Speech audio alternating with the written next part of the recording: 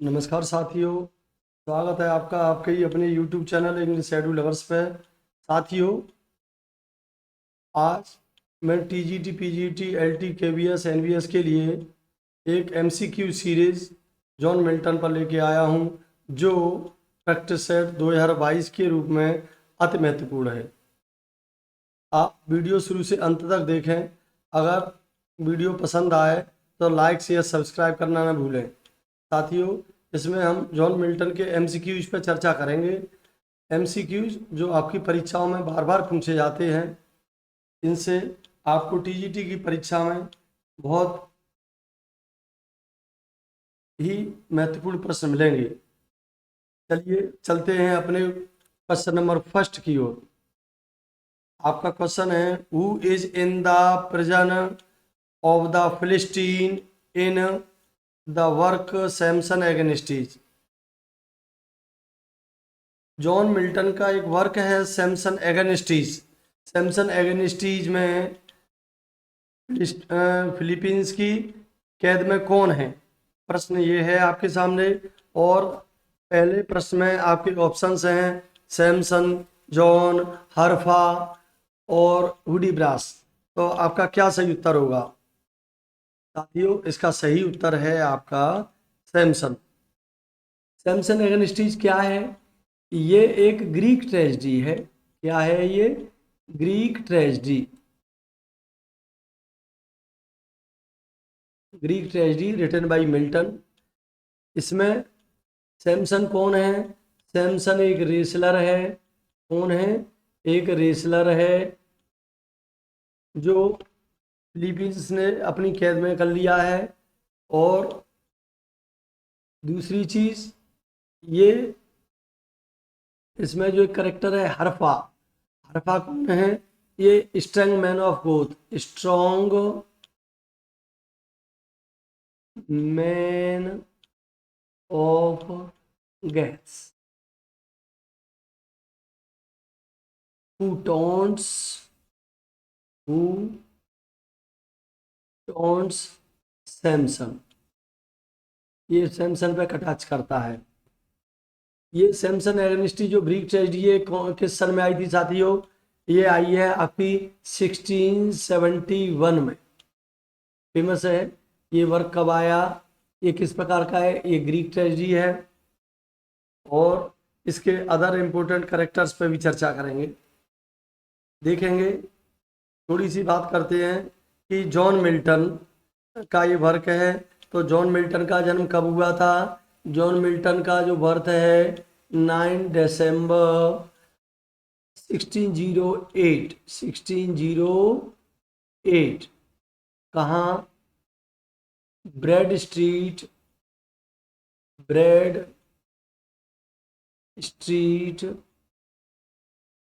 चीपसाइड London. Cheapside London.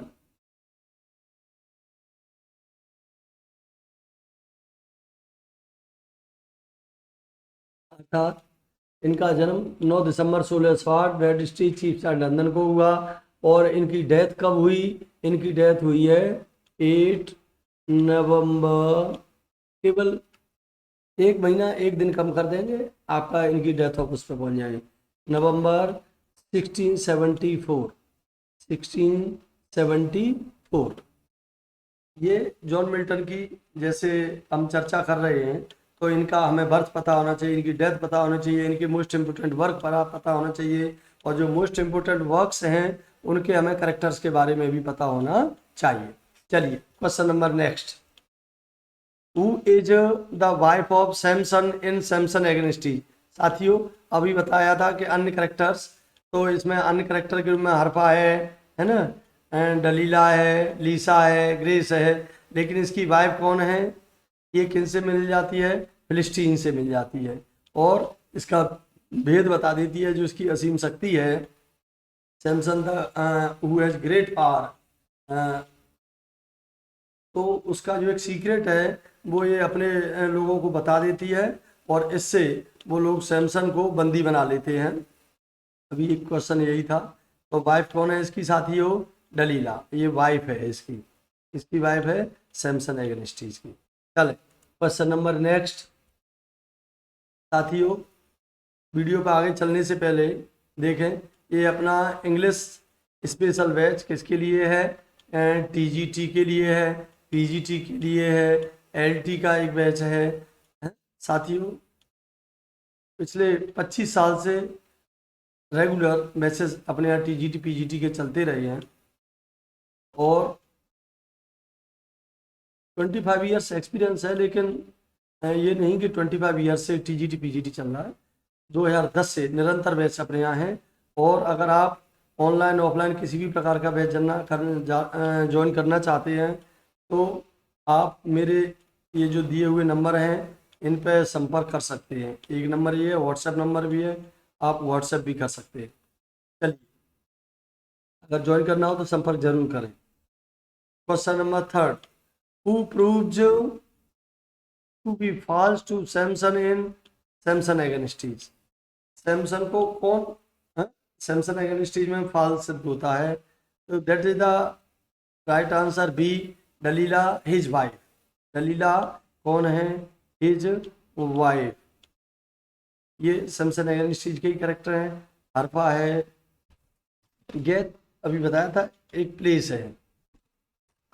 देखेंगे next question साथियों, Samson Agonistes unites the elements of helium and. Samson Agonistes में किस किस के तत्व पाए जाते हैं? एक तो इसने दे रखा है हीलियम, दूसरा इसके साथ में क्या है? प्यूरिटनिज्म, मेडिवलिज्म, ग्रीक रोमांटिसिज्म। तो मिल्टन किस एज से बिलोंग करता है? पीसीएम। मिल्टन जिन 3 एजों में रहा है, जिया है, उस एज को शॉर्ट में हम बोलते हैं पीसीएम। उनमें एक है पी, प्यूरिटनिज्म, कैवेलियर, मेटाफिजिकल। तो इसका सही आंसर क्या है? A. Next question, how gladly would I meet morality my sentence and be earth insensible, how glad would lay me down as in my mother's lap, where do we find these lines? ये जो lines हैं, ये line हम किस work में पाते हैं? John Milton के में ला एल्गरो में पाते हैं, पैराडाइज लॉस्ट में पाते हैं साथियों, पैराडाइज रिगेंड में पाते हैं, इल पेंसरसो में पाते हैं। बताएंगे? पहले तो आप बताएं कि इसका सही आंसर क्या होगा, कमेंट करें। दूसरा, ला एल्गरो इल पेंसरसो, ये और ये कहलाती हैं ट्विन पोइम्स। क्या कहलाती हैं? Twin poems. दूसरी, ये जो वो है, ये पैराडाइज लॉस्ट में है। पैराडाइज लॉस्ट इनका एक ग्रेट एपिक कहलाता है, जो इन्होंने 1658 में लिखना शुरू करा था। Milton started right this great epic in 1658. He completed this in 1665 and this published in 1667. Started, completed, published. Paradise Regained, ये इनका एक अदर मोस्ट इम्पोर्टेंट वर्क है। इसमें इनके एक कंटेम्पररी थे, उन्होंने कहा था कि पैराडाइज लॉस्ट तो हो गया, पैराडाइज खो तो गया, अब पैराडाइज मिलेगा कैसे? तो इसके लिए इन्होंने एक दूसरा ग्रंथ लिखा, उसका नाम है पैराडाइज रिगेन्ड। तो ये पॉजिटिव सेंस में आता है और इनका एक दूसरा अति महत्वपूर्ण वर्क है। चलिए देखेंगे दूसरी चीज, पैराडाइज लॉस्ट किस में लिखा गया है? ग्रैंड स्टाइल में। किसमें लिखा गया है? ग्रैंड स्टाइल में लिखा गया है। Next, Milton's Comus is, Milton का कॉमर्स क्या है? एक पेस्टल एनजी है, अ मास्क है, एन ओड है और a lyric. What is the right answer? क्या होगा सही उत्तर? बताएं साथियों। अच्छा प्रश्न है, अक्सर कई बार पूछा गया है। ये एक मास्क है, मिल्टन का कॉमस क्या है, एक मास्क, जिसको लिखा था 1634 में, रिटन 1634। ये किसके लिए लिखा गया था, प्राइवेट परफॉर्मेंस के लिए लिखा गया था साथियों। और इसका प्राइवेट परफॉर्मेंस कहाँ होना था, प्राइवेट परफॉर्मेंस के लिए ये होना था लडलॉ कैसल, लडलॉ कैसल, किसके सामने, before Earl of bridge water, earl of bridge water and his friends, before FRIENDS देखेंगे। तो ये एक प्राइवेट परफॉर्मेंस के लिए लिखा गया। और कहाँ लिखा गया वो, कहाँ प्राइवेट परफॉर्मेंस होना था, it was held to be at Ludlow Castle before Earl of Bridgewater and his friends. Next, what financial gains paradise lost bring to its author, Paradise Lost से क्या आर्थिक लाभ हुआ लेखक को अर्थात मिल्टन को, total 28 pounds, 10 pounds, 8 pounds, his widow parted all 8 pounds, then the right answer is A. इससे टोटल जो राशि प्राप्त हुई 28। ये कहा जाता है कि इतने बड़े महान ग्रंथ के लिए मात्र 28 पाउंड, लेकिन लेखक के समय पर तो इतना भी नहीं, बाद में इसकी विधवा ने इसकी कॉपीराइट बेच दिया था पब्लिशर को, और इससे टोटल जो गेन हुआ है वो कितना हुआ है, 28 pounds. Next one, how many copies were printed in the beginning, शुरुआत में इससे कितनी कॉपी प्रिंट हुई पैराडाइज लॉस्ट की, ए 1355 1350, बी 1000, सी 1300, डी 1500। साथियों फटाफट कमेंट करके बताएं कितनी कॉपी आई थी। फर्स्ट शुरुआत में ही जब पैराडाइज लॉस्ट आया तो इसकी 1300 कॉपीज आई थी साथियों। तो इसका राइट आंसर क्या होगा, पैराडाइज लॉस्ट की कॉपी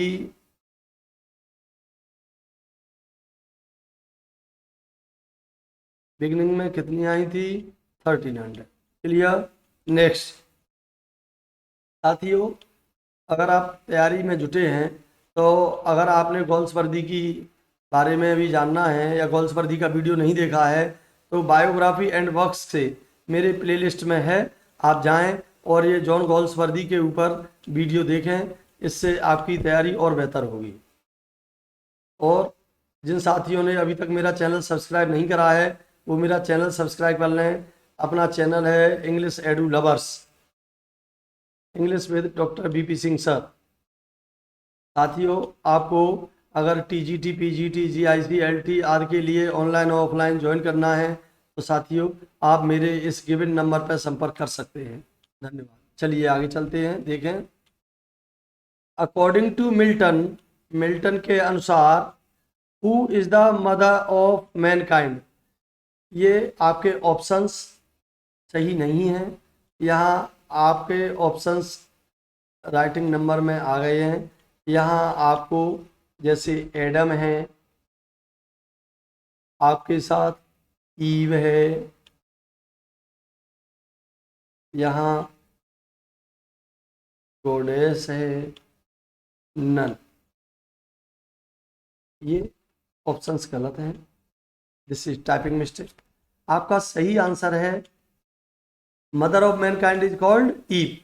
फर्स्ट फादर किसको माना जाता है, एडम को। फर्स्ट मदर किसको माना जाता है, ईव को। तो आपका सही आंसर फिर क्या हो जाएगा, B, Eve. Next, what is the meaning of Beelzebub, ये पैराडाइज लॉस्ट में आया है, करेक्टर है। तो इसमें पूछा है बेल्जीबब का मीन्स क्या है। Number A the prince of devil, क्या ये ऑप्शन है, या the prince of hell, C lord of flies, D the angels. Your right answer is lord of flies. तो बेल्जीबब का मीनिंग क्या है साथियों? बेल्जीबब का मीनिंग है lord of flies. Next question, who said better to reign in hell than serve to heaven? ये किस में आया है? पहले तो ये जाने, ये इनके ग्रेट एपिक पैराडाइज लॉस्ट में आया है। इसमें आया है पैराडाइज लॉस्ट में। पैराडाइज लॉस्ट में ये कोटेशन किसने कमेंट किया है? सैटर्न ने बेल्जीबब से किया है, गॉड ने सैटर्न से किया है, सैटर्न टू हिज फॉलोअर्स और Beelzebub to Satan. Then what would be the right option? A B C D. बहुत मोस्ट इंपोर्टेंट क्वेश्चन है साथियों, तो देखेंगे आप। तो इसका सही आंसर होगा सी। सैटर्न अपने फॉलोअर से कहता है कि स्वर्ग में गुलाम बनने से तो बेहतर है कि नरक में शासक बन के जिया जाए। ये बहुत मोस्ट इंपोर्टेंट क्वेश्चन है। और पैराडाइज लॉस्ट के और भी सभी क्वेश्चंस है ना, अगर जानने हैं तो वीडियो भी देखना जारी रखें, वीडियो को बीच में स्किप ना करें। Next question, in Paradise Lost book first there is a reference Indian mount. Paradise Lost में इंडियन माउंट का रेफरेंस आया है। तो इंडियन माउंट किसको कहा है? The Vindhya, the Meru, Himalayas, none of these. साथियों, यहाँ जो पैराडाइज लॉस्ट बुक फर्स्ट में जॉन मिल्टन ने जो इंडियन माउंट से चर्चा की है, उसको किससे अभिप्राय लिया है? आपका राइट आंसर है साथियों सी। क्या है? द हिमालयाज। देखेंगे next, Milton road one of following poems who he was of 21। जब और when he was, not who, when he was 21, Milton ने एक पोइम लिखी जब वह 21 वर्ष के थे। Name of the poem which brought him Lawrence, इसी से फेमस हुए। इनने इससे पहले और भी एक दो वर्क लिखे, लेकिन 21 वर्ष की उम्र पर ये इन्होंने लिखी, जो इनकी फर्स्ट पॉपुलर या फर्स्ट पब्लिश्ड वर्क के नाम से जाना जाता है। तो आपके ऑप्शन है A Il Penseroso, B on the morning of Christ nativity, C at vacation exercise, D Comus. What will be the right answer, dear students, dear friends? Your right answer would be B, on the morning of Christ nativity. अब ये है कि ये इन्होंने कितने वर्ष की as पे लिखी थी? 21 ईयर्स। और ये first published and popular poem है। Is that clear? Next, they also serve who only stand and wait. वे भी सेवा करते हैं जो खड़े रहते हैं और इंतजार करते रहते हैं, wait. This line is from, ये लाइन ली गई है, किस में से ली गई है? पैराडाइज लॉस्ट में से, पैराडाइज रिगेंड में से, ऑन हिज ब्लाइंडनेस में से, या ला एल्गरो में से। तो आपका सही उत्तर होगा ऑन हिज ब्लाइंडनेस। ये क्या है? सोनेट है।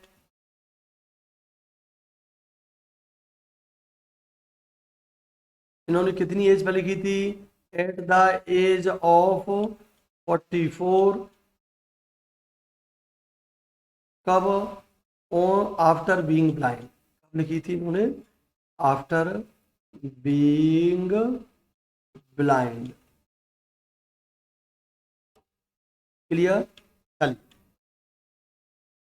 What is the central theme of Paradise Lost? Paradise Lost की सेंट्रल थीम क्या है? Your options are A temptation and fall of man, this is man, MEN, B temptation of Jesus Christ, C greatness of God, D greatness of evil. And what will be your right answer? Temptation and fall of man. Paradise Lost की main theme ही है, Adam and ewe को लालच दिया जाता है, वो fruit खाते हैं कहाँ? ईडन गार्डन का, और वहाँ से इन्हें निकाल दिया जाता है। तो इसकी थीम क्या है? Temptation and fall of man. तो राइट आंसर आपका क्या होगा? ए। नेक्स्ट, अगर आप तो विलियम शेक्सपियर पे मोस्ट इम्पोर्टेंट एमसीक्यू सीरीज देखना चाहते हैं तो ये वाला मेरा वीडियो अपनी डिस्क्रिप्शन लिस्ट में जा के जरूर देखें। जैसे ही आप यूट्यूब के मेरे चैनल पर क्लिक करेंगे तो मेरे अदर वीडियोज खुलेंगे, उनमें एक इनकी बायोग्राफी का है, एक इनकी वन लाइनर क्वेश्चन का है, एक ये most important MCQ John Shakespeare. तो अपनी तैयारी को धारदार बनाना चाहते हैं तो मेरे ये बाकी शेष वीडियोज भी देखते रहें। चलिए, your next question, who is hero of Paradise lost. ये देखिए, थोड़ा सा क्वेश्चन हमेशा ही पेचीदा रहता है। This is a critical question. Paradise Lost book first पूछते हैं, तब हम किसी और को मानते हैं। And whole Paradise Lost is summarized as the hero, then the hero is another person. कुल मिला के यहाँ हमें ये दिया है who is the hero of Paradise Lost. यहाँ बुक का कोई डिस्क्रिप्शन नहीं है, तो हम कंप्लीट की बात करेंगे। मैन है, सैटर्न है, गॉड है, एडम है। A man, B Satan, C God, D. बताएं फटाफट से, क्विक, क्या होना चाहिए? तो राइट आंसर इज एडम। अगर बुक फर्स्ट में देखा जाता है तो Satan is the hero. Next, Milton's aim in writing Paradise Lost. Milton का उद्देश्य पैराडाइज लॉस्ट को लिखने का था, क्या था? A to justify man's fall, आदमी के पतन को जस्टिफाई करना। B to condemn the Satan, Satan की आलोचना करना। C to justify the ways of God to man, ईश्वर का जो तरीका है आदमी के प्रति उसको जस्टिफाई करना। D to show the weakness of man, आदमी की कमजोरी दिखाना। तो पैराडाइज लॉस्ट का जो वास्तविक एम है वो है आपका answer C, to justify the ways of God to man. It will be your right answer. Next question, Paradise Lost contains, Paradise Lost में कितनी बुक हैं? 10 books, 12 books, 18 books, 10 cantos. How many books you have? तो यहाँ केवल paradise lost दिया है, ये first edition second edition ऐसा कुछ नहीं दिया है। तो हमें टोटल पैराडाइज लॉस्ट की टोटल बुक्स बतानी है। Then your right answer would be B. अभी पैराडाइज लॉस्ट में कितने हैं? 12 बुक्स। लेकिन इसी से रिलेटेड अगला क्वेश्चन देखेंगे। According to Milton's original plan, Paradise Lost was contains. Paradise Lost के जो ओरिजिनल प्लान था उसमें मिल्टन ने कितनी बुक्स को रखा था? 10 बुक्स को, 12 बुक्स को, 18 बुक्स को, 12 कैंटोज को। देखिए, जब हम ये पढ़ते हैं डिटेल इसकी, तो मिल्टन का पैराडाइज लॉस्ट सबसे जो फर्स्ट एडिशन में आया था 10 बुक्स के साथ। फिर बाद में book 7th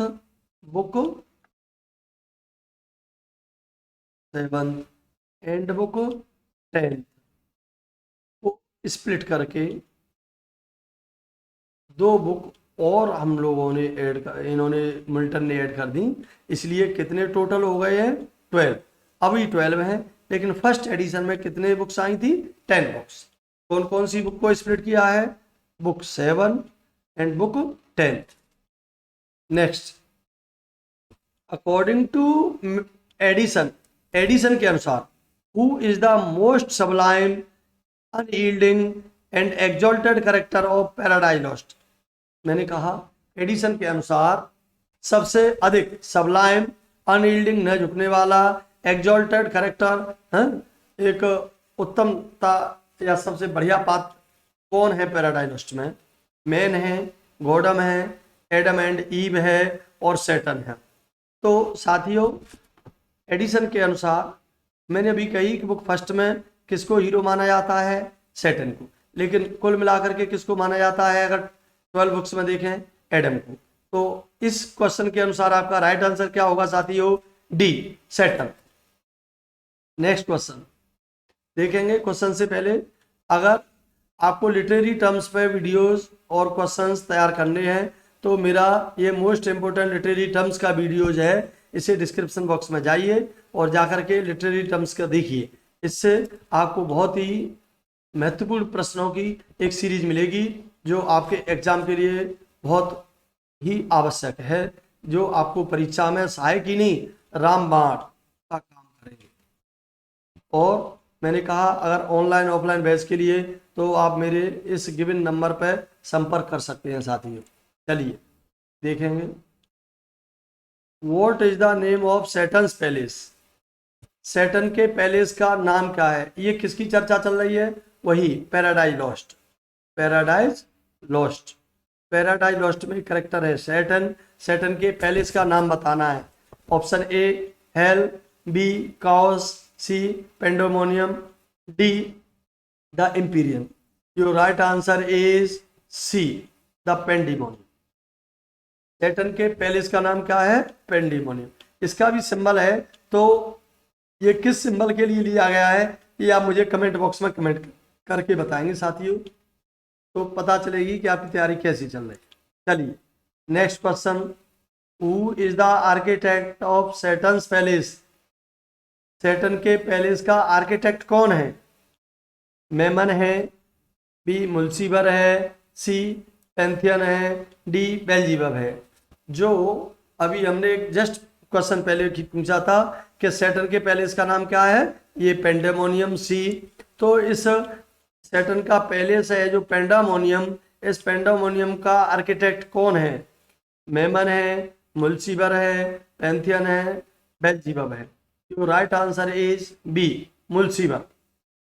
who is the architect of Satan's palace? Mulciber. Next question. Hell gate in Paradise Lost are guarded by. जो पैराडाइज लॉस्ट का हेल गेट है उसकी सुरक्षा कौन करता है? Sin Death, Azazel, Beelzebub, Sin and Chaos. तो साथियों आप बताएंगे, बहुत अच्छा प्रश्न है। ऑप्शन ए सही है, ऑप्शन बी सही है, ऑप्शन सी सही है या डी सही है? तो देखेंगे आपका सही आंसर है ए सिंडेथ। Hell gates in paradise lost is guided by sin and death. Next, name the angel sent by God to warn Adam of Satan's plan to tempt Adam and Eve.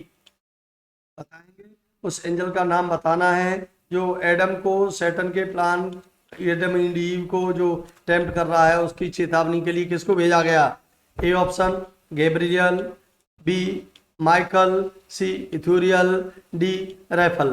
क्या आपका सही आंसर होगा? The angel was Raphael. Next question. Thy soul was like a star and dwelt apart. Thou hadst a voice whose sound was like the sea. ये most important question है, इसे कई बार पूछा गया है, बार बार पूछा जाता रहता है। तो ये बताएंगे हु सेड एंड वेयर, ये किसने कहा और किस में कहा है? Your option is, your options are not is. A Arnold in Shakespeare, B Wordsworth in sonnet on Milton, C Coleridge in Ancient Mariner, D none of the. साथियों बताएं कौन सा ऑप्शन सही होगा? इसका सही उत्तर है विलियम वर्ड्सवर्थ ने अपनी सोनेट ऑन मिल्टन, किसमें? ऑन मिल्टन में लिखा है thy soul was like a star and dwelt apart, thou hadst a voice whose sound was like the sea. ये दोनों पे क्वेश्चन रहता है, तो आप इसको जरूर देखें, बहुत अच्छा और महत्वपूर्ण प्रश्न है। Next, the ode on the morning of Christ nativity. मैंने फर्स्ट क्वेश्चन इसी से शुरू किया था। ये पूछ रहा है कि ode on the morning of Christ nativity was begin on, इसकी कब शुरुआत होनी थी या हुई थी? Option A Christmas day 1629, Christmas day 1628, Easter day 1640, Easter day 1639। And your right answer is A, the ode on morning Christ nativity was begun on Christmas day 1629। बताया था इन्होंने 21 ईयर्स की एज में इसको लिखा इससे इन्हें फर्स्ट पोइम जो पब्लिश्ड होकर के इन्हें नाम मिला था। नेक्स्ट अगर देखेंगे साथियों, अगर आपको ग्रामर में आर्टिकल के ऊपर कॉमन एरर्स जाननी है तो मेरे इस वीडियो को डिस्क्रिप्शन बॉक्स में देखें, है ना। अगर वीडियो पसंद आए तो लाइक शेयर सब्सक्राइब करना ना भूलें, क्योंकि यही हमारा मोटिवेशन है, इसी से हम वीडियोज़ बनाते हैं। तो शेयर और सब्सक्राइब करते रहें, और कोई चीज़ अगर है तो कमेंट करें, हम उसको ज़रूर अगली वीडियोज़ में लेके आएंगे। चलिए next question, who was Milton's master? Number A Burton, B Spenser, C Chaucer, D Homer. Your right answer is Spenser. Spenser is called poet's poet. क्या कहलाता है? Poet's poet. Who is called poet's poet? Spenser. और ये Milton के गुरु भी थे, इसलिए Milton का मास्टर कौन था? Spenser. Your right answer is B Spenser. Next, in the sonnet methought I saw my late spouse saint, ये जो इनका कोटेशन है, मिल्टन सेलिब्रेट्स हिज, मिल्टन ने ये किस वाइफ के लिए लिखा है? Fourth wife, first wife, second wife, third wife. देखिए फोर्थ वाइफ तो इसलिए नहीं क्योंकि इन्होंने 4 शादी नहीं करी थी। ये ऐसे व्यक्ति थे कि इन्होंने 3 शादी की थी। तो इनकी फर्स्ट वाइफ का नाम क्या था? Mary Powell. Mary Powell. Second wife थी Katherine Woodcock. Katherine Woodcock. Third wife थी एलिजाबेथ